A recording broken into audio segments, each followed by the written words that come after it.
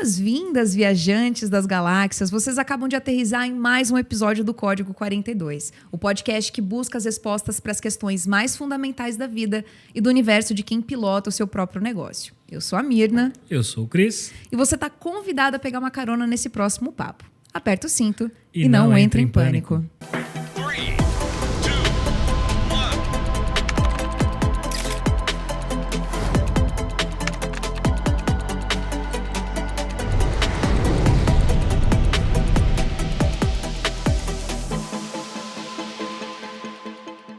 Quem ocupa o assento de copiloto no episódio de hoje é um cara multifacetado. Isso porque o currículo dele envolve ser cofundador e diretor de criação e negócios na holding The Lotus Young Creative Group, planejador, roteirista, produtor executivo e diretor-geral na Babusca, cofundador do Matrioska, mentor de startups na Ace, professor na Creana, cofundador da Cosmo Culture. Ufa! Meu Deus. Esse tem lista, hein? É uma verdadeira volta ao mundo de A a Z. E o segredo para ser bom em todas essas funções é um ingrediente que não pode faltar em nenhuma viagem por esse universo do empreendedorismo: a criatividade. Com a gente hoje, Leonardo Mereu. Obrigado, galera. Boa tarde, bom dia, boa noite, independente de quando você esteja escutando isso. Podem me chamar de Léo Mereu. Vocês e todos os ouvintes aí, obrigado pelo convite para estar aqui. Imagina. Um prazer aqui estar falando com Mirna, uma profissional, uma pessoa, uma mulher que eu admiro muito, já faz alguns anos. E é isso, eu diria que a minha vida, ela gira em torno da criatividade e sempre girou. Uhum. Então, espero poder contribuir aí para o nosso papo, né? E embarcar nessa junto com vocês. Com certeza. Em primeiro lugar, que a gente precisa entender, que é a Vamos pergunta lá. que não quer calar Que a aqui. gente ficou curioso aqui, hein? Como é que você tem tempo para fazer tanta coisa? Essa é uma pergunta bem interessante e na verdade, eu não acho que eu tenho tempo para fazer tudo o que eu gostaria. Essa é a verdade. Eu sempre acho que eu não tenho tempo. Uhum. Eu tenho a sensação de que, às vezes, eu acabo ficando muito numa tarefa e deixando outra de lado. E eu tento jogar isso de uma forma que eu consiga priorizar as coisas que são mais importantes. Uhum. Eu aprendi isso com o tempo. Uhum. Aprendi com o tempo sobre o tempo. Uhum. Acho que para ficar mais poético, assim. Mas é muito da experiência que a gente tem de... Quando a gente é jovem, a gente quer fazer várias coisas, a gente quer fazer tudo ao mesmo tempo. O que eu descobri é que dá para fazer várias coisas ao mesmo tempo, mas não dá para fazer tudo ao mesmo tempo. Então, eu acho que o que me ajuda a criar tempo para fazer todas essas coisas é saber quais são as coisas que fazem sentido para mim naquele momento. Uhum. Porque se não faz sentido, é uma perda de tempo. Uhum. Né? Então, aprender a dizer não também é muito importante para a gente conseguir gerenciar o nosso tempo. Uhum. E também acho que é uma questão de vontade. Assim, eu sou muito hiperativo, vocês vão ver que eu fico me mexendo aqui o tempo todo, fazendo barulho. E eu sinto essa necessidade de estar sempre em movimento. Né? Então, isso me faz ir achando tempo. Uma coisa que eu ouvi uma vez, se você acha que não tem tempo, é aí mesmo que você precisa procurar esse tempo. Às vezes a gente quer começar alguma coisa, um hábito novo, uma academia, ler um livro. Eu não tenho tempo para isso. Mas se você colocar isso como uma prioridade, você cria esse tempo. E aí, uma vez você criando esse tempo e dando consistência para isso, se torna um hábito, se torna um costume, né? Se torna a sua personalidade. Então, eu acho que é muito por aí. E você falou aqui bastante do saber dizer não. Você acha que hoje você é um cara que fala mais nãos do que sim? Eu tinha certeza que ia uma risada depois dessa, porque acho que a sua resposta é não. Não, eu digo mais sim. Eu com certeza digo mais sim. Mas uma coisa que eu também aprendi é que nem sempre quando a gente vai dizer não, a gente precisa dizer não. Então, o principal é quando você precisa dizer um não, você já vem com uma solução. Com um caminho ou com uma justificativa, né? Estou falando aqui num espaço para empreendedores, então é inevitável que a gente pense em trabalhos e oportunidades que às vezes a gente tem que dizer não ou negociar um prazo, né? Mas a verdade é essa, assim, nem sempre quando você precisa dizer não, é um não de verdade. Ele pode ser um talvez desse jeito. Mas eu digo bastante não. É interessante, tem um livro, não sei se vocês já leram, de essencialismo. Que ele é uma leitura que fala exatamente... Eu li o livro inteiro e falei, pô, o conceito dele gira em aprenda a dizer não e priorizar o que faz sentido. E é bem legal que você trouxe da sua fala, Léo. E quando você olha para os seus múltiplos negócios ou as iniciativas, até como troca, assim, o que você tenta... Você converge de alguma forma na sua entrega para aqueles negócios ou eles, de certa forma, estão conectados de algum jeito, sabe? O que conecta os meus negócios hoje, em essência, é o que eu consigo oferecer para o negócio. Tá bom. E o que eu tenho a oferecer hoje, e já há muito tempo, é sobre criatividade, é sobre processo criativo, é sobre critério. Não foi sempre que eu tive critério. Eu estou há 25 anos trabalhando com comunicação, com marketing, com cinema. E quando eu era mais novo na profissão, eu era ávido por consumir conteúdos porque eu sentia que eu não tinha capacidade de opinar sobre as coisas. Então, essa capacidade de opinar sobre algo, seja do ponto de vista estético, de conteúdo, de funcionamento, de processo, enfim, tudo que abrange um negócio, eu fui desenvolvendo e hoje é isso que eu entrego para o negócio. Tanto que eu me vejo hoje muito mais como um consultor do que como um executor. Embora eu ainda execute muito, porque eu sou muito apaixonado por algumas coisas que eu faço, assim, de realmente apreciar o ofício, por exemplo, da redação. Eu adoro escrever e quando eu fico um tempo sem escrever, eu sinto falta de escrever. Né? Eu poderia ficar só no gerenciamento, mas eu gosto de escrever.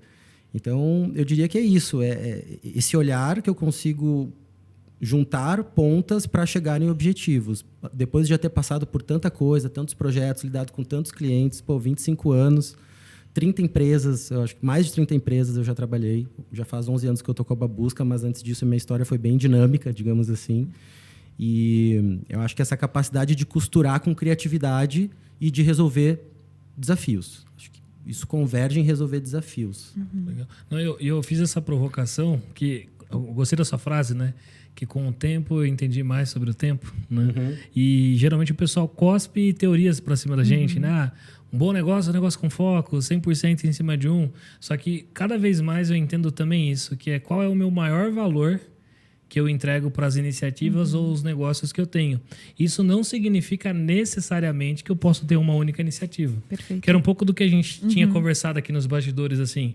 Putz, no que eu sou bom? É abrir negócio, é relacionamento, é conectar pessoas. E aí você encontrar essa melhor habilidade sua te determina se você precisa de um, de dois, ou você pode ter outros negócios, né? Então, gostei da resposta. Eu vou puxar até o gancho que você já adiantou aqui, a Babusca. Como é que foi a criação e a concepção da marca? A criação da Babusca, ela foi fundada, na verdade, pela minha sócia, a Carolina Andrés. Eu entrei depois que já estava em atividade por foi em 2013.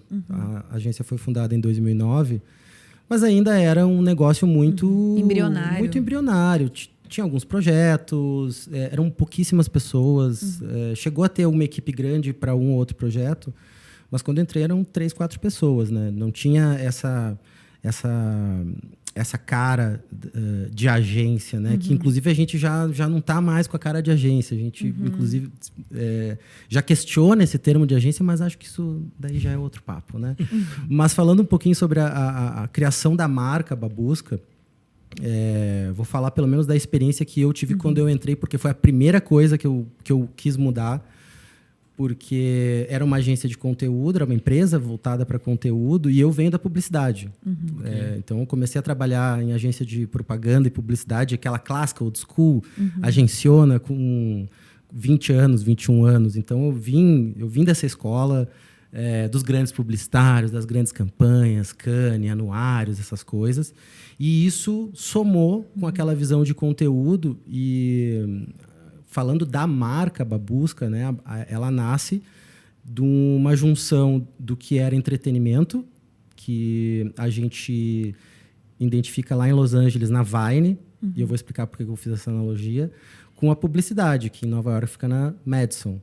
Então, tem um livro, acho que do final dos anos ali, 2000, que é o Madison Plus Vine, que fala exatamente dessa junção, que é o branded content. Né? Então, a Babusca, ela nasce desse desejo de fazer publicidade com cara de conteúdo, sem cara de publicidade, Ok. né? Então, eu acho que eu consegui aprender na publicidade todas as ferramentas e formas de realizar aquilo para depois aplicar de uma forma, eu acho, né, minha visão pessoal, menos agressiva em termos comerciais, de varejo, assim, daquela coisa, compre essa maionese, compre essa geladeira.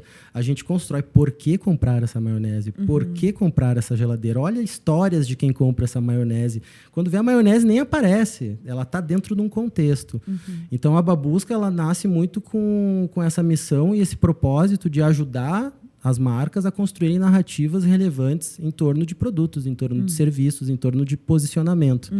Né? Então, foi a partir daí que a gente começou a derivar os negócios. Então, apareceu o audiovisual, apareceu a marca empregadora, que hoje a gente tem uma empresa especializada em employer branding. E tudo isso é permeado por essa vontade da gente gerar conteúdo a partir do que a marca oferece, do que as pessoas que fazem parte da marca, as pessoas que consomem a marca podem nos trazer aí de interessante. É legal isso que você fala, Léo, dessa questão da construção de narrativas, porque nada mais somos do que memórias, certo? Somatório de memórias e, portanto, essas memórias vindas de histórias que a gente constrói aí ao longo da nossa vida. E quando você traz esse conceito da Babusca, e eu posso falar com tranquilidade, porque eu já fui cliente do Léo, eles se preocupam muito com essa questão relacional. O que você quer deixar? Qual que é a marca que você quer deixar no mundo?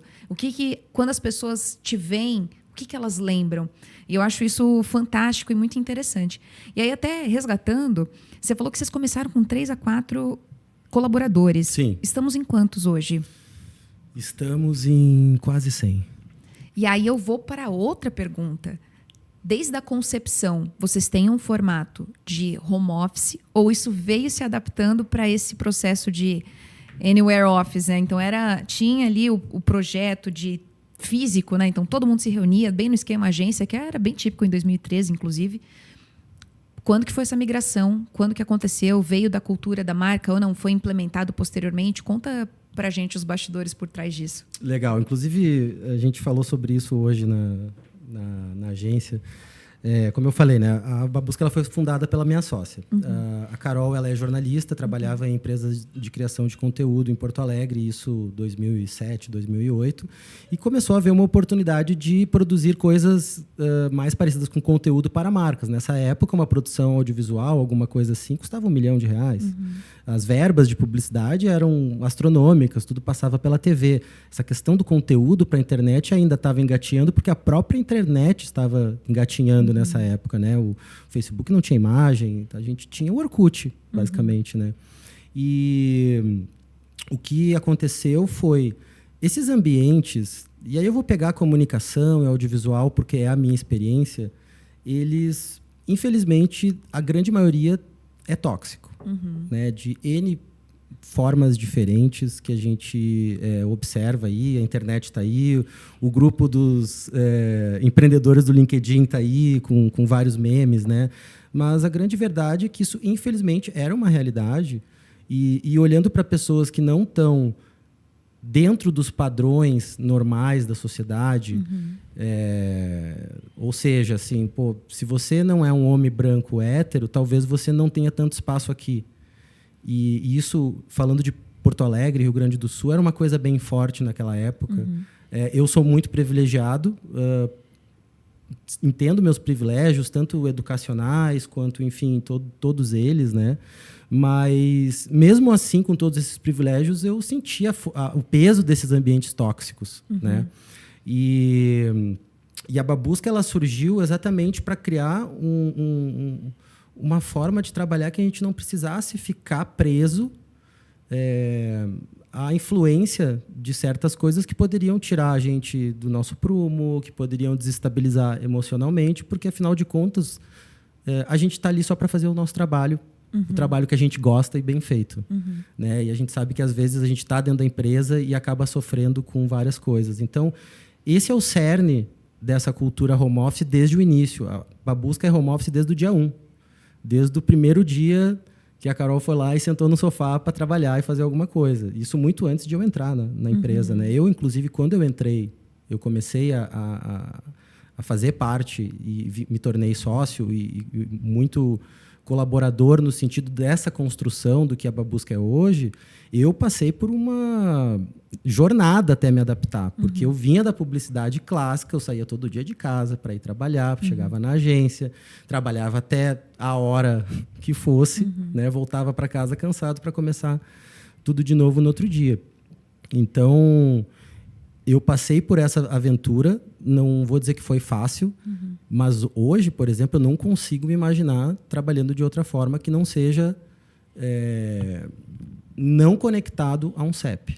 A gente tem sede, a gente tem nosso espaço, mas ninguém é obrigado a estar ali. E a gente também não se limita a contratações pelo CEP, pessoas que podem ir naquele endereço, o que também torna muito rica a nossa cultura. A gente tem uma troca muito grande, é um caldeirão muito diverso. Né? Então, acho que a Babusca ela tem essa característica e é algo que a gente já foi questionado muitas vezes, porque agora tem essa questão de trabalho híbrido, tá tendo um movimento, né? E a gente bate o pé. Não, a gente vai continuar sendo home office. Nada vai nos tirar de casa. E é interessante, Léo, porque é uma coisa que vocês optaram, e eu estava ouvindo você falar aqui, a concepção, né, da Babusca, ela foi em cima de uma cultura baseada no que você não gostaria que a empresa e o negócio fosse, e aí você já estava construindo ali uma cultura. E aí quando você fala de ser home office, isso era que ano?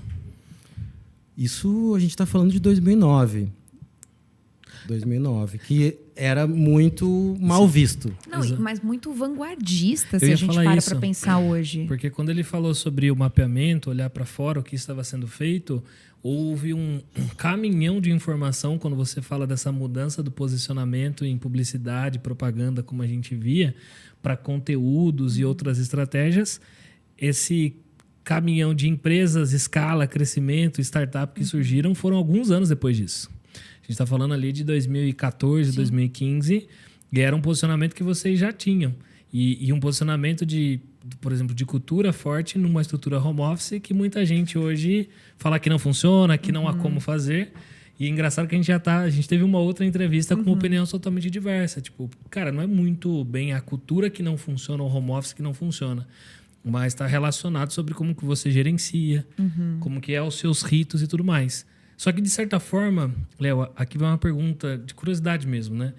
Eu tenho hoje um time remoto, né? Eu tenho acho que 80 e poucas pessoas que trabalham comigo, que trabalham das suas casas, e está claro para mim muitas vezes os benefícios, e eu deixo de ter alguns malefícios para eles, e isso trabalha, porque muita gente trabalha muito mais engajada, muito mais produtiva, e não quer dizer que eles trabalham mais, eles trabalham melhor, com mais qualidade de vida dentro do tempo que eles já tinham. Só que eu sempre paro para refletir sobre vantagens, desvantagens e impactos. Assim, dentro dessa sua jornada, o que você vê assim, de principais vantagens e desvantagens olhando para uma gestão de time remoto, sabe? Existia algum momento que você fala, poxa, talvez aqui a gente seria mais interessante trabalhar presencialmente, ou isso nunca foi uma concepção assim, sabe? Vocês passaram por algum momento disso, de desvantagem que pegou e pensou em mudar ou não? Sempre foi? Não. A gente teve, assim, falo não, mas é óbvio que existiram momentos ali que a gente, se estivéssemos próximos dentro de uma sala, poderia ter sido mais efetivo. Tá. Mas isso nunca evoluiu a ponto de vamos levar todas as pessoas para dentro de uma sala para agora trabalharmos juntos. Eu acho que desde sempre a proposta foi tentar conectar as pessoas pelo mundo digital, porque o mundo digital a gente já via naquela época que não tinha mais volta. Então, é aquela coisa, o que vence não é o mais forte, é quem se adapta mais rápido. E acho que a gente sempre acompanhou um pouco essa vanguarda, essa tendência, no sentido de não só ter uma entrega diferenciada, ter uma entrega com excelência, ter um trabalho incrível, mas trabalhar de uma forma incrível. Assim, claro que sem dourar a pílula, a gente sabe que agência de comunicação é corrido, tem desafio, tem cliente que às vezes fica chateado e aí gera uma série de coisas, mas a verdade é que o trabalho ele pode ser leve. Né? Então, para nós, nunca foi exatamente uma questão, vamos alugar uma sala e agora habitar um prédio na Berrini ou na Faria Lima, porque os nossos clientes vão nos perceber melhor. Inclusive, a gente já foi gongado de concorrências com empresas grandes, concorrências que ganhamos técnica e comercialmente e perdemos na hora que o presidente olhou, a gente gostaria de conhecer a sede de vocês, mas então a nossa sede fica neste coworking. O WeWork, por exemplo. Mas como assim vocês não têm sede? E em algumas situações isso foi determinante para a avaliação do que a gente poderia entregar. Isso eu estou falando de 2013, 2014, que foi mais ou menos essa época que você comentou, que começou a ter mais essa discussão, né? Mas hoje em dia, principalmente depois da pandemia, a gente se diferencia por ter sempre tido essa cultura. Porque a gente não teve essa curva de aprendizado, agora vamos trabalhar. Já era posto para vocês, né? Já fazia parte. Tanto que o nosso... a gente teve um grande crescimento na época da pandemia, porque as marcas olharam para a gente com mais confiança, porque a gente já sabia trabalhar dessa forma. Já estava nativo, né? Não era um que eu entendo, eu não nasci digital, né? Eu inclusive era um cara que era super contra. Eu falei, imagine que daria para ter o time, mas para mim está muito claro que hoje minha visão de gestão era muito mais comando, controle ou a sensação de controle de ter as pessoas no seu campo de visão. E aí quando a gente foi todo mundo forçado para o digital, começou a mostrar furos do que a gente tinha gestão, a gente foi lapidando aí e falou, opa, isso aqui funciona bem, né? O nível de satisfação foi mudando, engajamento foi mudando. A gente aprendeu e, obviamente, até hoje, né? A gente está falando de 4 anos, talvez, ali, que a gente está dentro dessa estrutura. Eu imagino que você fala sobre agência. Então, você sai do tradicional, tudo aquilo de funcionando dentro de uma linha de comando num único espaço, vai para o digital. Os negócios levaram 4, 6, até mais meses para se adaptar a essa nova realidade. Enquanto vocês já estavam prontos, né? Tipo, eu já estou aqui, já funcionava assim há muito tempo. Né? Eu acho que essa visão do trabalho presencial, ela está muito ligada ali ao sociedade pós-industrial, geração X, porque a verdade é que as gerações anteriores, nossos pais, eu nasci numa época que não era exatamente digital, nasci em 81, então eu sou um dos primeiros millennials ali, mas desde cedo a gente de certa forma acompanhou a evolução da tecnologia e assim que ela estava disponível a gente acessou ela. Essa geração que vem agora já nasceu, já não sabe nem usar computador. Mas quem veio antes tinha essa coisa de sair de casa para ir para o trabalho, dividir a vida trabalho e a vida casa, né? Isso era muito partimentado, né? Para os nossos pais, imagina, a minha mãe demorou muito para entender o que era trabalhar em casa, porque ela ficava vindo querer falar comigo. Não, mas ajuda aqui, mãe, tô numa reunião. E sabe, e não era maldade, nem burrice, era desconhecimento. Era uma outra forma de enxergar o trabalho. Era um rito, né? Um hábito que existia ali. E eu entendo super o que você falou, porque os meus pais sempre eram essa, né? Aqui é casa. Nós três, então. Aqui é casa, aqui é trabalho. E aí sempre associava ao trabalho aquele esforço, tem que ter o sacrifício. E eu tenho um colega, né? Um amigo meu, até um tempo que eu não falo com ele, e ele sempre foi digital. E eu lembro que eu vi aquilo, né? Com 18 anos, né? Para 19 anos, eu olhava e falei assim, cara, mas você não vai arrumar um emprego? E essa era a minha cabeça, sabe? Você não vai trabalhar no escritório, você vai ficar na sua casa, não tem risco e etc. E ele nunca fez isso. Ele sempre foi um cara que empreendeu no digital. Ele é do tech? Hã? Ele é de tech? Cara, ele não é exatamente tech, não. Mas ele sempre... É que eu brinco com esse cara, ele já mexia com cripto em 2009. Quando nem se falava Visionário. disso. Eu lembro que ele falou, cara, tô mexendo com cripto aqui, e eu sempre brinco com a galera que eu já comprei cripto baratíssima, né, de Bitcoin. E na época, quando ela cresceu um pouco, eu vendi e tava felizão, né? Eu falei, se eu tivesse seguido ele mantido, mas tudo bem. E ele era um cara que ele encontrava oportunidades. Então, quando vinha mobile, ele tinha ações de conversão. E eu olhava aquilo e achava maluco, porque na minha concepção, mesmo na mesma idade que ele, era que o trabalho, que era o que vinha de família, era o externo. Era o externo. E aí hoje, obviamente, eu vejo que, cara, perdi algum tempo com isso. Até investi muito, né? Você pensa de estruturas físicas, pô. Você gasta grana, você perde qualidade de vida. Porque, pô, você vem... Depende de onde você tem o escritório, você gasta 4, 3 horas, né, do seu dia em deslocamento. Exato. A gente está em São Paulo. Né? Então, a gente, inclusive, dava puto nos bastidores, né? Que eu peguei um trânsito desgramado. Exatamente. Então, assim, pensa na... A gente fala muito de produtividade. Vamos pegar esse gancho, né? O cara mais antigo, ele olha, se o cara estiver sentado aqui na minha frente, ele vai ser mais produtivo. Cara, além disso ser uma grande falácia, é um engano muito grande achar que a pessoa estar ali, ela vai fazer ela ser mais produtiva. Na verdade, você vai poder controlar melhor ela. Mas isso não garante que ela vai ser mais produtiva. Né? É uma sensação de controle, de necessidade, que eu acho que é um pouco ultrapassada, mas eu entendo empresas que não são, por exemplo, do segmento de comunicação, e esse que eu trabalho, que é um pouco mais solto, sei lá, indústria, coisas mais pesadas mesmo. Pô, o cara tem que estar lá na indústria, não tem como um operário fazer home office, ele tem que apertar aquele parafuso.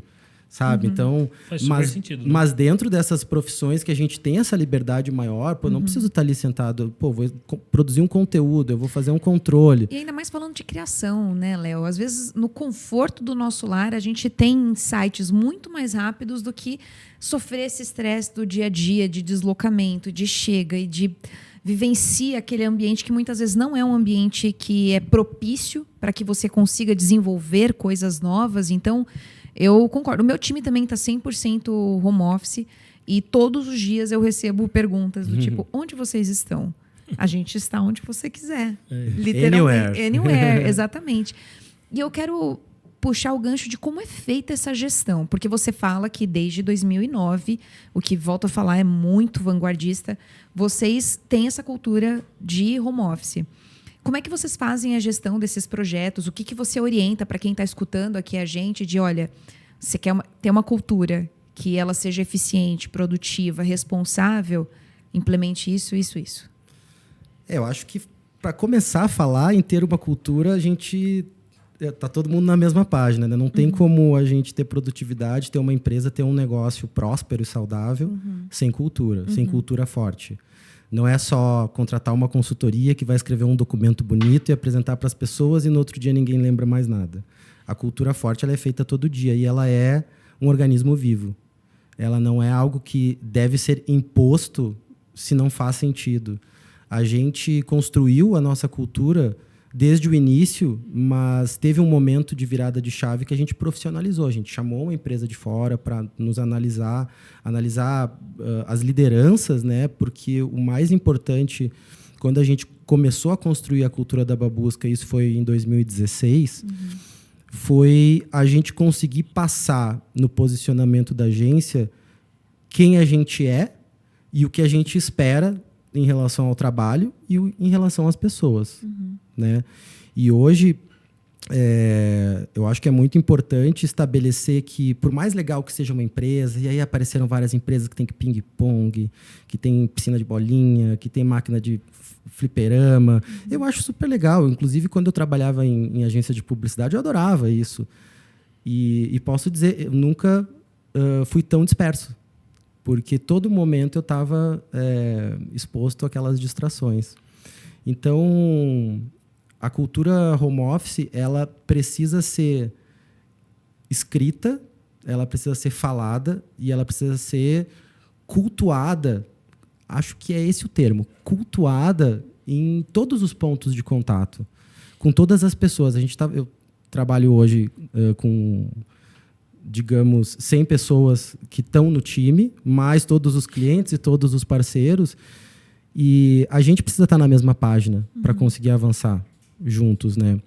Então, acho que uma coisa fundamental, assim, em termos de cultura, é olhar para a cultura como um organismo vivo, a cada ano se questionar se aquilo que você escreveu no passado ainda faz sentido, se aquilo se aprimorou, se aquilo caducou, se aquilo ficou obsoleto.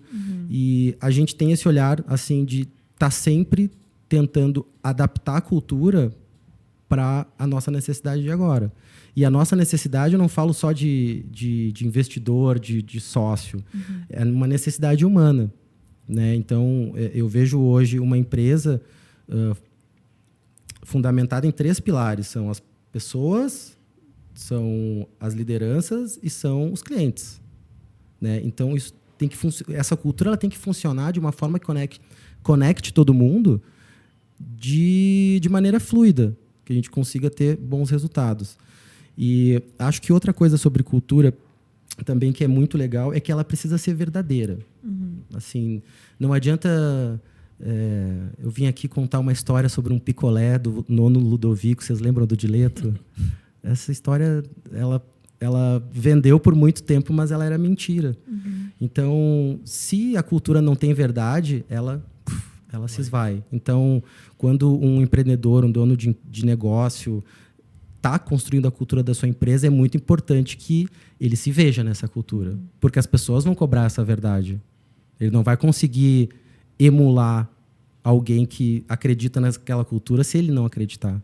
Então é importante que... É uma coisa que tem que vir de dentro. Né? Claro que a gente está falando de negócios, mas a gente está falando também de propósito. Então o propósito do empreendedor, de quem está na frente do negócio, tem que falar mais alto. É legal, Léo, que você falou, e eu estava pensando aqui sobre os papéis de rever cultura e ver se aquilo faz sentido, porque de fato ela não são frases bonitas ou de efeito, ela está relacionada muito com o DNA de como você faz as coisas acontecerem, né? E a gente estava num papo em outro momento, né, em outro podcast, falando sobre vendas e como que a gente aplica vendas, e a gente falou muito indiretamente sobre isso, só que sobre uma outra ótica. Cara, o que eu vejo, qual problema eu resolvo, como que eu abordo, e intrinsecamente a gente como empreendedor é a mesma ótica quando a gente fala de construção de cultura forte em qualquer negócio. E aí, quando o pessoal teve um momento, não sei se vocês lembram isso, há uns 6 anos, era moda todo mundo publicar o seu código de cultura.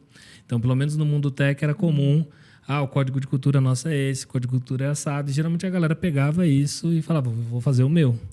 E o fazer o meu é muito olhar para, cara, como que eu quero e eu concordo muito contigo, que a minha liderança esteja engajado com os sócios, com os criadores, que o meu time se veja naquele propósito, naquela causa, que faça sentido para os meus clientes. E às vezes a gente se pega escrevendo coisas tipo, cara, você vivencia aqueles valores, né? Os seus valores te representam. E eu gosto de fazer essa revisão a cada momento, e ele vai mudando. Esses dias na Cirrus, eu estava falando no meu negócio, a gente olhou, cara, a gente está numa fase muito... olhando para resultado. O nosso exercício, os nossos clientes têm exigido muito resultado, a gente olha muito para resultado, nosso time quer muito resultado. Então, quando a gente olha para os valores, eles são a base do que está fazendo a gente funcionar, entregar e ser e ter esse senso de pertencimento. E aí você falando, fiquei refletindo muito sobre isso, que é o momento que você se descola daquele dia a dia, daquela loucura, e olha para tudo e fala, putz, tá tudo certo, né? Tá tudo claro para todo mundo.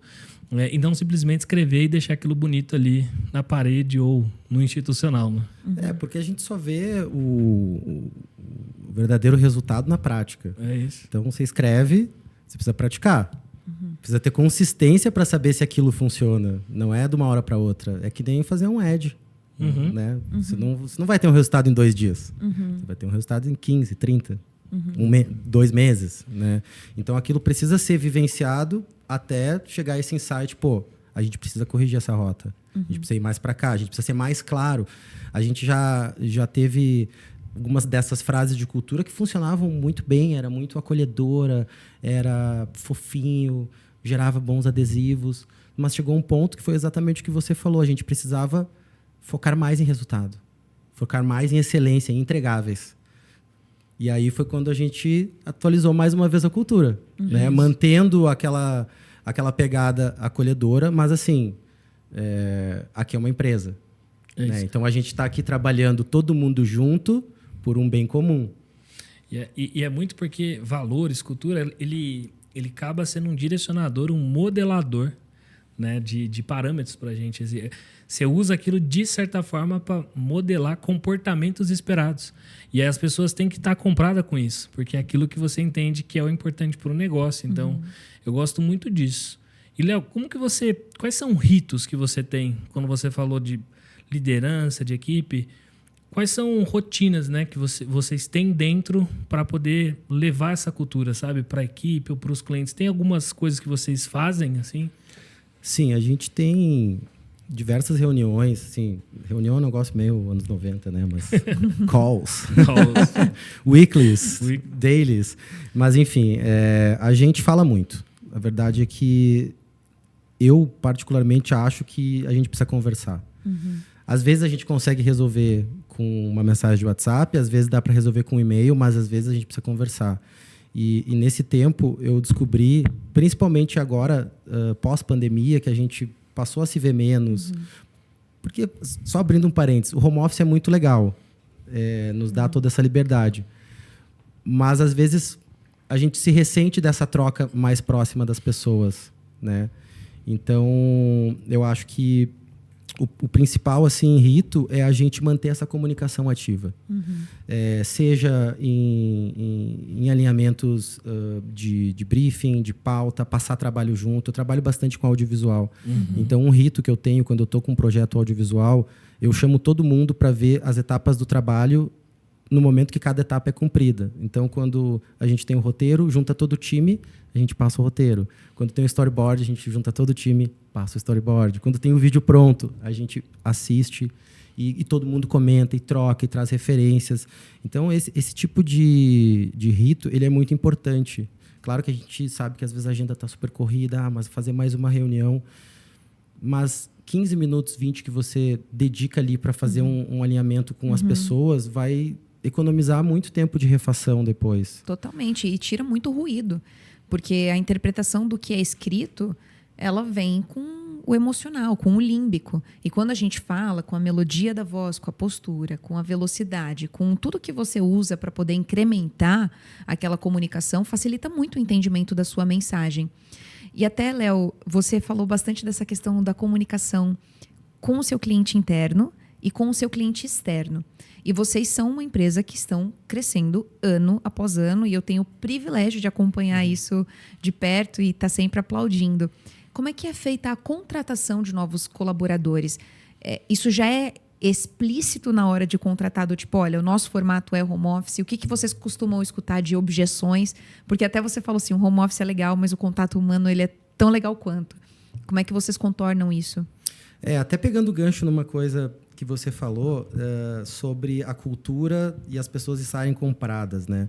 Quando a gente tem uma cultura forte, e foi uma coisa que eu entendi com a Babusca, porque a gente tem uma empresa super rica e diversa, e não foi uma coisa que entrou na pauta e a gente foi atrás, foi uma coisa absolutamente natural, espontânea, é que uma cultura forte atrai as pessoas certas. Então, quando você posiciona e você comunica essa cultura, você vai naturalmente atrair em processos de contratação as pessoas que se identificam com essa cultura. Né? E eu acho que a contratação para nós, e uma coisa que eu sempre me lembro que eu escutei de uma profissional é: contrate devagar e demita rápido. Então a gente aprendeu, e mesmo a gente tendo aprendido, não estamos 100% livres de cometer erros. É impossível a gente ter 100% de assertividade numa contratação. A gente faz o melhor esperando o melhor, só que depende também de outra pessoa entregar isso. Claro. Né? Mas a gente deixa bem definido qual é o perfil da agência, quais são o perfil dos clientes, o que a gente espera, não só em termos de job description técnico, o que a pessoa vai fazer, mas o que a gente espera em termos de comportamento, de atitude, de coisas simples. Por exemplo, para trabalhar com digital, como é que eu posso dizer? É imprescindível que a pessoa tenha aderência ao conteúdo digital. Claro. Né? Não seja uma pessoa, vou trabalhar com o Instagram, mas eu não tenho Instagram porque eu não gosto de Instagram. Então, não faz sentido. Seja talvez melhor procurar outra coisa.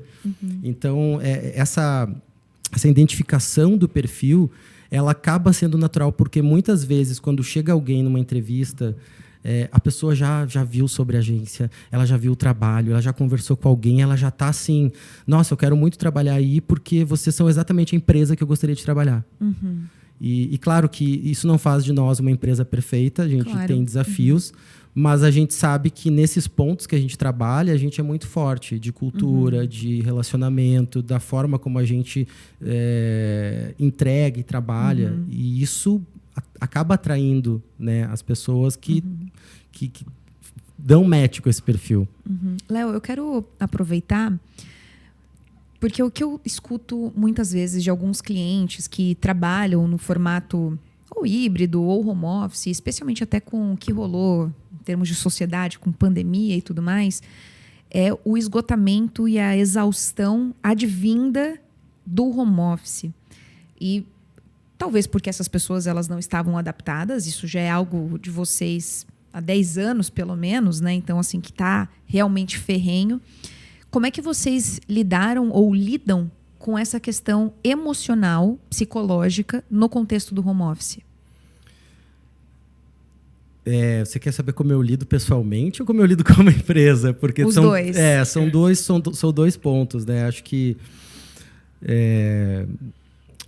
assim, quando a gente trabalha em home office, a gente tem muitas vantagens, né? A gente não precisa pegar trânsito. Para quem mora longe precisa e depende de um transporte público, isso quer dizer, às vezes, falando de São Paulo, 2, 3 horas ou 4 horas num dia de chuva, né? Choveu 2 gotas em São Paulo, já dobra o tempo de deslocamento. A gente não tem aquele ambiente, a gente não precisa sair para almoçar todo dia num restaurante, etc. Não tem tantas distrações, etc, etc. No home office, acho que o principal, assim, a gente tem uma tendência para ser mais produtivo, mas é importante que esse ambiente, acho que é a primeira coisa, ele também seja produtivo. Porque não necessariamente o fato de estar em casa vai fazer a gente se concentrar mais. Pô, se eu moro com minha família, gato, cachorro, papagaio, criança, etc, etc e tal, pode ser um inferno trabalhar em casa. Né? Então, não necessariamente o home office funciona para uma pessoa que não consegue colocar limite naquela convivência com outras pessoas que não estão ali trabalhando. Eu acho que esse é o maior desafio, assim, de quem está no home office. Eu, desde que comecei no home office, moro sozinho ou dentro de relacionamentos que eventualmente estão conectados com o trabalho também, ou com outros trabalhos. Então, eu consegui adequar isso muito bem na minha vida. Então, e o que eu vejo assim nas pessoas com quem eu me relaciono profissionalmente, a tendência sempre é trabalhar muito mais dentro de casa. Totalmente. Porque quando você consegue definir o hiperfoco e você está ali no seu ambiente, você está hermeticamente ali enclausurado para poder se concentrar, a tendência de você, às vezes, ficar na frente do computador o dia inteiro para entregar alguma coisa é muito grande, porque você fica naquela pressão, você quer entregar, e aí você se sente culpado de parar para ir no banheiro ou de passear com o cachorro, e isso acaba sendo extremamente prejudicial. Essa pressão, esse imediatismo. Eu acho que o principal também é o imediatismo das mensagens, né? Porque às vezes você recebe uma mensagem urgente, mas será que é urgente? Será que é urgente? Quão urgente é isso? E muitas pessoas esperam que no momento que elas mandam algo, elas sejam imediatamente respondidas. Mas também tem uma demanda nossa, né, Léo? A gente entra nesse flow de agilizar coisas, de liberar coisas, de fazer coisas. Eu me incluo totalmente nesse perfil, que a primeira mensagem que a gente vê, a gente já responde, já libera, pronto, vamos para a próxima. Então, até uma coisa que eu implementei foi silenciar. Em determinados momentos do dia, isso é uma prática muito complexa para mim, porque eu tendo a não querer ter pendências, eu vou responder todo mundo. Porque aí você coloca limites. Porque isso que você está falando de entrar no flow, o hiperfoco, eu tô lá, eu tô fazendo, eu vou aproveitar a sensação de culpa com o descanso, porque você está trabalhando onde você dorme, é muito complexo nesse contexto. E aí você falou de você. Vou falar da empresa. Exato. Também. Não, mas eu acho que a forma como eu compartilhei que eu lido pessoalmente, né, diria que quando a gente vai para a empresa, a gente tenta, principalmente agora, na verdade, é um momento bem interessante para a gente falar de cuidados emocionais, porque a Babusca foi fundada em Porto Alegre. E o Rio Grande do Sul está passando por essa situação que eu acho que até o podcast para o ar ainda não vai ter sido totalmente resolvida, então não vai ficar datado esse comentário. Mas a gente tem 25% da equipe que está lá no Rio Grande do Sul. E eu tenho visto muitas notícias tristes assim, de empresas que forçam as pessoas a voltar para o presencial, que pedem foto da casa alagada para quem... Enfim, é horrível. Enfim. E a primeira coisa que a gente faz como... Nós, né? Não digo os líderes em geral, porque talvez nem todos concordem comigo, embora eu gostaria que sim. Mas a primeira coisa é acolher essas pessoas. Essas pessoas... O nosso negócio só existe por causa das pessoas. Se eu faço uma entrega criativa boa, é porque eu tenho um criativo bom que está ali trabalhando bem. Se eu faço uma boa entrega de um relatório, é porque teve alguém bem para fazer aquilo. E eu não posso esperar que as pessoas estejam bem. Por exemplo, num momento como esse. Estou pegando como exemplo porque ele é bem real, ele é bem atual. Então, não é o momento de se cobrar produtividade. Acho que é essencial, quando a gente se propõe a dar o nosso melhor, é saber quando não estamos no nosso melhor. E saber recuar. E gerenciar a expectativa com o time. Olha, cara, hoje eu não estou bem. Tem como, sabe, ser sincero. Às vezes as pessoas acabam até entrando em situações complicadas porque tentam ir além daquilo que conseguem. E aí rola burnout, rola crise de ansiedade, rola palpitação, rola aquele olhinho tremendo que eu tenho várias vezes.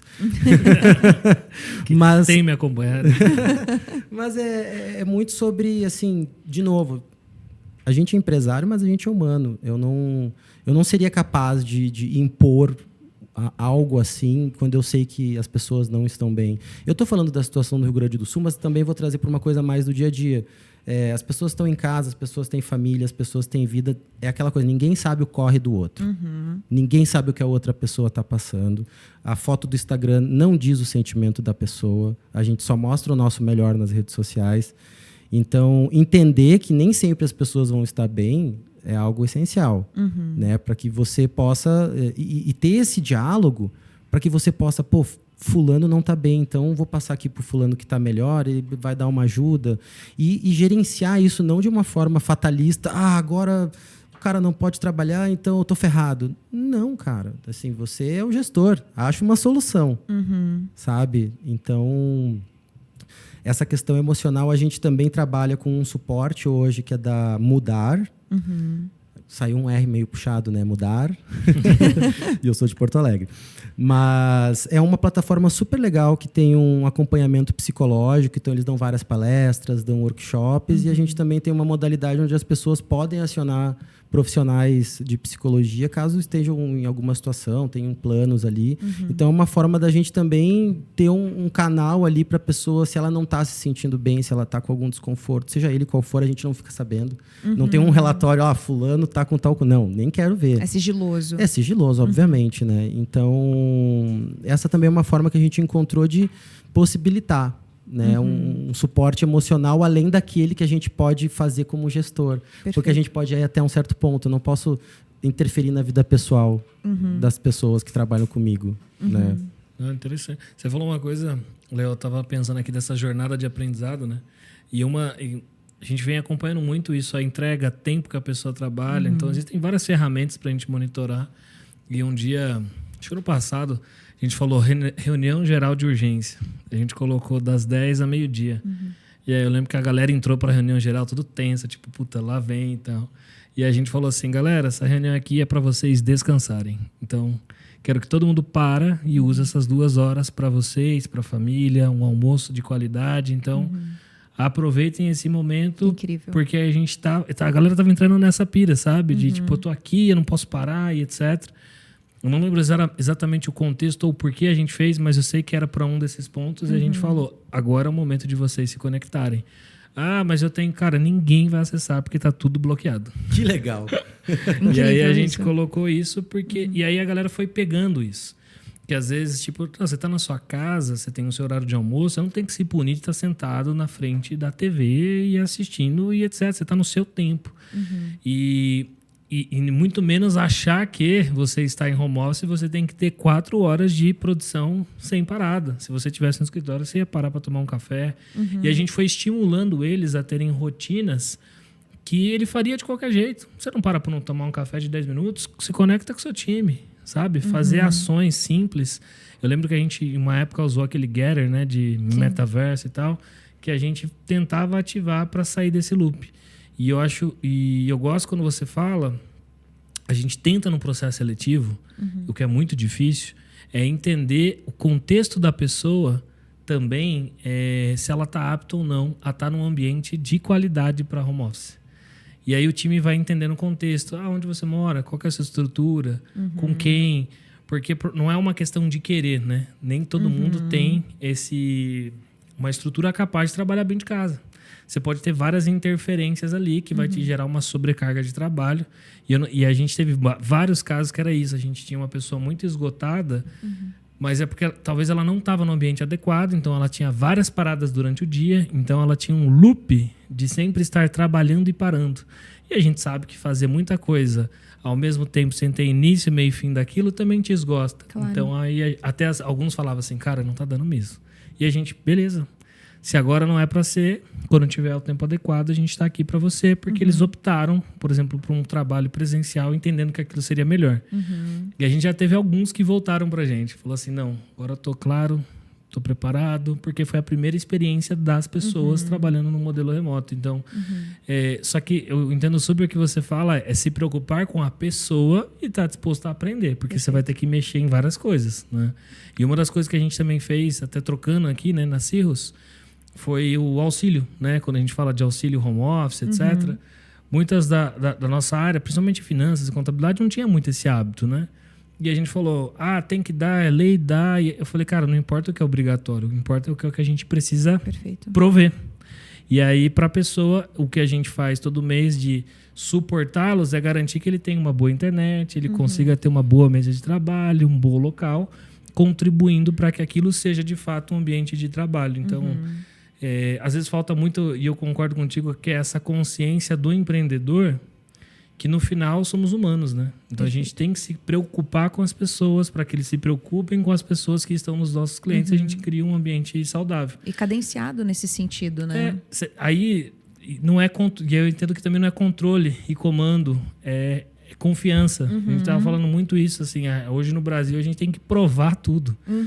Né? A pessoa, nossas relações nascem desconfiando. Você me prova que é confiável, você me prova que você tem capacidade, você me prova que você tem sede, que você vai entregar. Já que absurdo, né? E não é, eu confio até que você me prove o contrário. Exatamente. E essa é a ótica do home office, né? Você tem que confiar, pô. Exatamente. Muita gente... Essa era uma pergunta bem comum, assim. Como é que você sabe que a pessoa está trabalhando? Na verdade, não sei. Eu espero. Porque quando a pessoa começa a trabalhar aqui, ela ganha uma carta com 100 pontos, que é a confiança.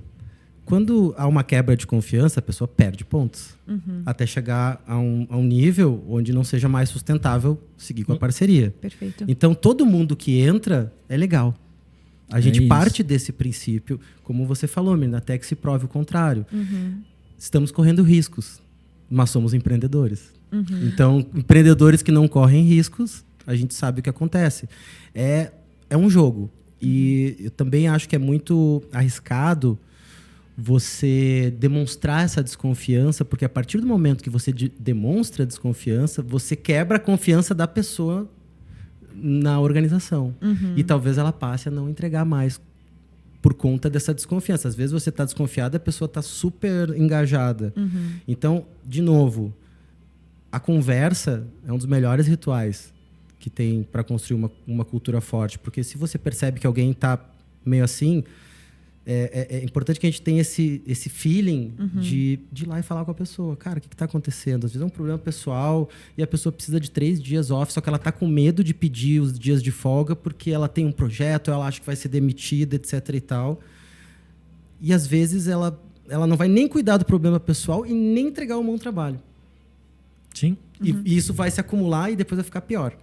Eu uso o mesmo conceito que você, Léo, na Yuter também. Eu parto do princípio de confiança. Há um tempo atrás, uma colaboradora minha teve um falecimento. E eu falei, tira 3 dias para você. Não, mas eu quero... Vai descansar. Se você quiser trabalhar, vem. Se não quiser também, tá tudo certo. Faz o seu tempo, da sua maneira, porque não é isso. Não é uma entrega de 1 dia, 2 dias atrasadas que vai prejudicar um processo. Porque é um processo que ele vem consolidando ao longo do tempo. Eu já tenho a minha resposta, mas eu quero escutar de vocês dois. Na Yuter, a gente faz encontros por quarter. Vocês têm essa cultura de encontros presenciais? Se sim, qual a cadência? A gente não tem hoje um calendário muito bem definido.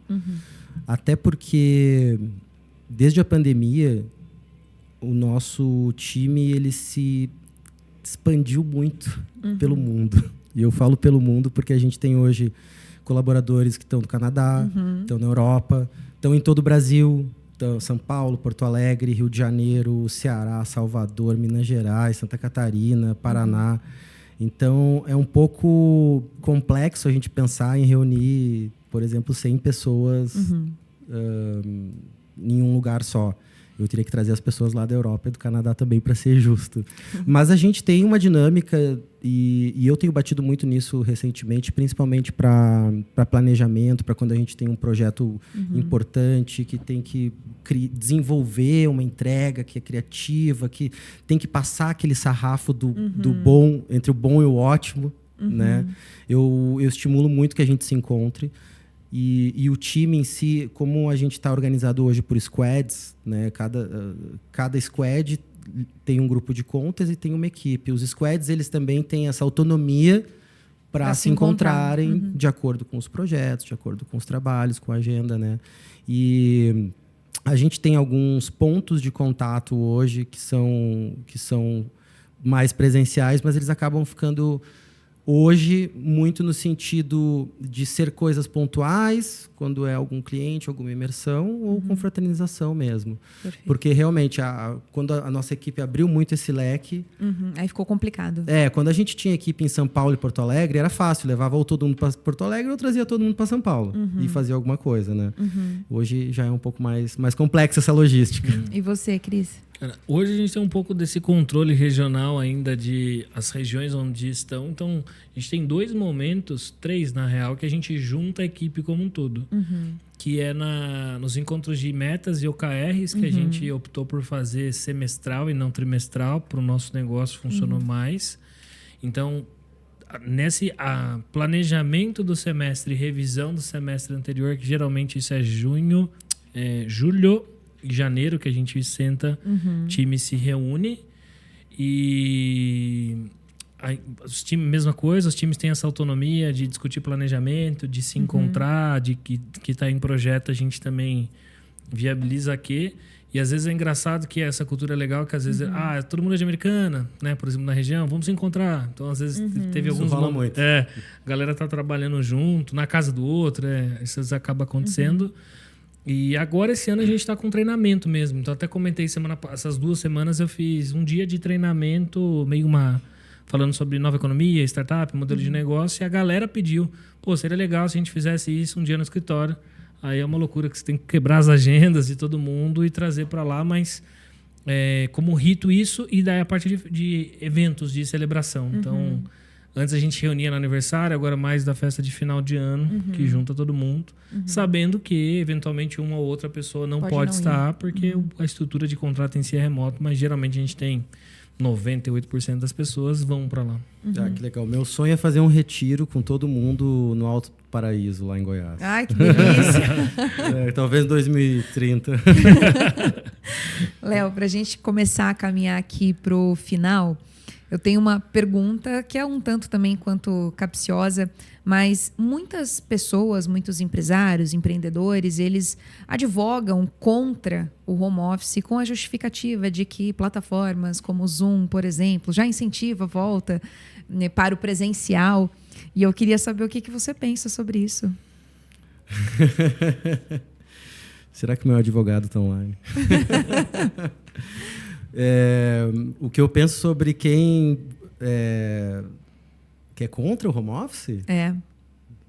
Não entendeu nada, né, da vida.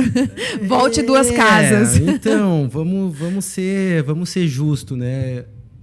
Como eu falei antes, acho que existem negócios e negócios, né? Eu super entendo empresários, por exemplo, do terceiro setor, que precisam que as pessoas estejam lá. Acho que o home office, ele ainda é um privilégio. É um privilégio de algumas áreas, é um privilégio de algumas empresas, é um privilégio ainda de algumas pessoas. Porque se a gente falar efetivamente no Brasil, grande parte do Brasil não tem um bom acesso à internet. Então, grande parte dos brasileiros não está exatamente apta a fazer um home office. Então, é um grande privilégio, né? Então, eu entendo até quem é contra. Eu não concordo muito com quem trabalha com inovação, quem trabalha com finanças, com mercados que são mais, digamos, contemporâneos, não tão antigos, E falo antigo, profissões mais antigas. Mais tradicionais. Mais tradicionais.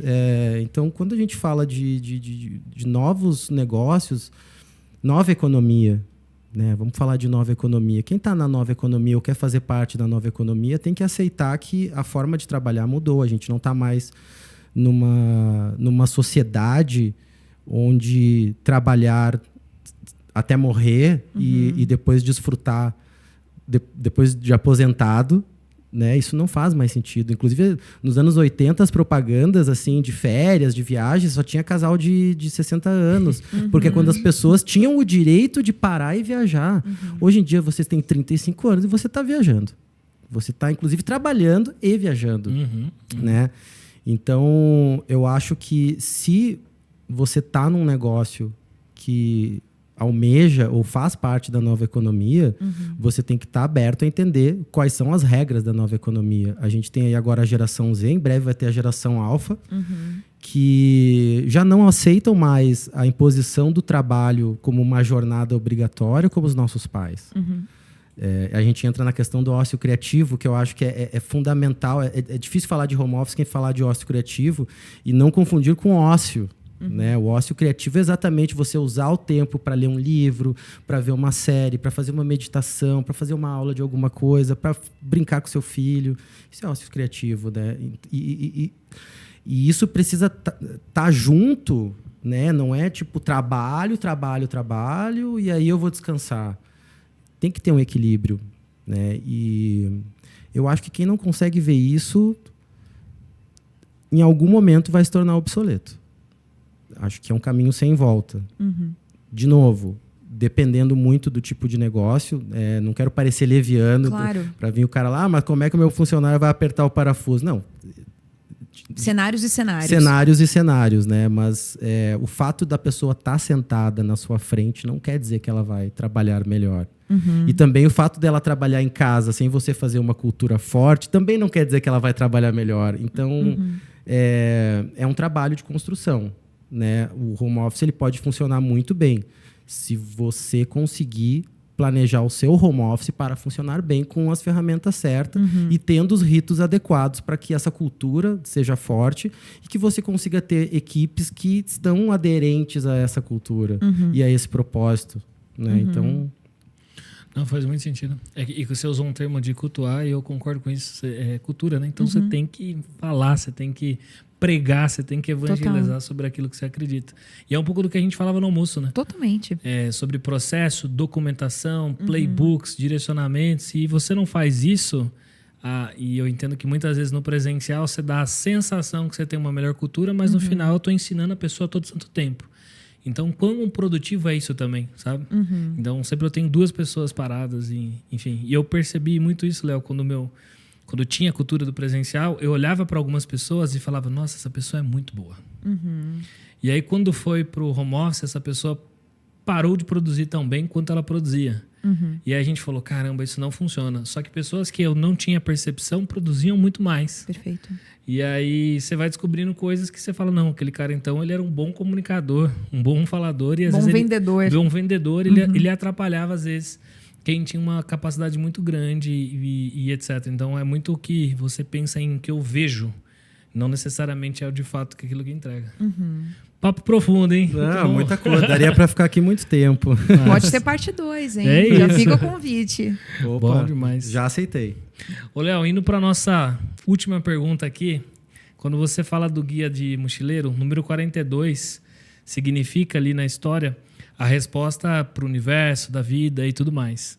E a gente sempre gosta de ouvir dos nossos convidados o que é o código 42 para você. O que a gente espera da vida... Nossa, virou o programa do Abujan. Para você, o que é a vida, Você Léo? viu? O que é a vida? O que é a morte? Cara, essa pergunta eu não esperava. Mas eu acho que... Eu acredito que a gente veio para ser feliz. Eu acredito que a gente tem uma missão quando a gente vem para essa existência, né? E viver de acordo com essa missão é uma busca. Muita gente eu conheço que claramente está fora desse propósito. E eu, de novo, me sinto muito privilegiado porque eu trabalho com algo que eu amo, que é criatividade, que é comunicação, que é audiovisual, que é negócios, já mais da metade da minha vida. E eu busco criar uma marca para deixar para alguém. Seja uma reunião que eu falo algo para alguém do meu time, que ele leva isso para a vida inteira. Eu vejo uma coisa assim que me deixa muito feliz, é quando alguém, anos depois que eu falei alguma coisa, fala lá, já vi várias vezes postar no LinkedIn, uma vez Léo Mereu me falou tal coisa. Cara, eu fico assim, deixei uma marca nessa pessoa. Eu ensinei, ela só aprendeu uma coisa, mas ficou. Né? Então, eu tento fazer isso todos os dias, seja em casa com meus filhos, com a minha família, com a minha mulher, com as pessoas que estão ao meu redor, com quem trabalha comigo, com os meus clientes. E também tentar fazer coisas que sejam positivas, não só para a minha bolha, mas que, de certa forma, influenciem positivamente a sociedade. Enfim, poderia até me perder um pouco nesse devaneio de coisas que eu gostaria de fazer em prol do bem-estar, assim. Não é um papo para fazer média. Eu realmente... a Mirna me conhece há algum tempo, né? Ela sabe que eu tenho essa aspiração, sabe? De ter uma existência relevante para alguém, para inspirar pessoas. Então, o que eu busco é exatamente isso, é continuar inspirando, continuar aprendendo. Eu adoro compartilhar conhecimento, trocar ideia. Estou muito feliz de estar aqui batendo esse papo com vocês, foi um ótimo papo. E eu acho que eu vim para essa existência para isso. Né? O fato de eu trabalhar com criatividade, então me dá N possibilidades de fazer isso em N negócios diferentes. Eu não me limito pelo tipo de negócio. Eu comecei na publicidade, mas eu me sinto hoje capaz de circular em qualquer tipo de negócio, porque não é o que eu sei fazer, mas a forma como eu vejo as coisas e como eu enxergo como as coisas podem ser feitas para serem feitas de uma forma diferente, de uma forma mais leve, mais fluida, mais inovadora. Esse é o meu trabalho hoje e eu sou muito feliz com ele. Legal. Você materializa seu propósito por meio da criatividade. E isso é lindo demais. Eu sou fã, você sabe disso. Léo, muito, muito, muito obrigada por esse episódio riquíssimo, profundo.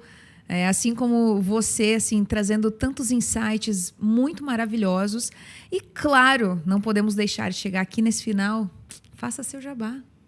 Faça meu jabá. Vai lá, suas redes sociais. Gente, então, para me seguir...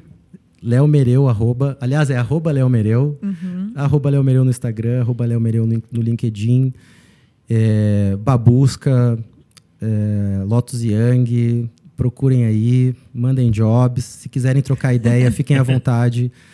Às vezes eu posso demorar para responder, mas sempre respondo. Mas sempre respondo, pode demorar às vezes meses. Mas eu volto. Mas eu volto.